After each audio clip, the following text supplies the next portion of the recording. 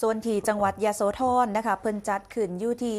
อาคารโดมอเนกประสงค์และบริเวณตลาดโตรุงเทศบาลเมืองยโสธรจังหวัดยโสธรค่ะว่าที่ร้อยตรีคันชัยท่านทิมาร่องผู้ราชการจังหวัดยโสธรเพิ่นนำเหล่าจิตอาสาพระราชทานรวมกิจกรรมจิตอาสาพัฒนา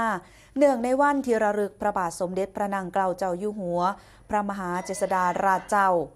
ซึ่งจังหวัดยโสธรค่ะได้รวมกันพัฒนาทำความสะอาดบ่ว่าสิเป็นการฉีดน้ำคัดล้างทำความสะอาดพื้นเก็บกวาดขยะและกับปรับปรุงภูมิทัศน์อันเป็นการทำความสะอาดสถานที่ให้ประชาชนใส่ประโยชน์รวมกันค่ะเพื่อแสดงให้เห็นถึงพลังความดีและกับความสามัคคีความมีน้ำใจในสังคมไทยรวมถึงความเป็นน้ำหนึ่งใจเดียวกันในการมุ่งเฮ็ดประโยชน์แก่ส่วนร่วมเพื่อพัฒนาสภาพแวดล้อมสังคมความเป็นอยู่ในชุมชนและสถานที่ราชการให้มีสภาพที่เป็นตาอยู่เป็นตาเฮ็ดงานที่ซอยสร้างจิตสำนึกให้ประชาชน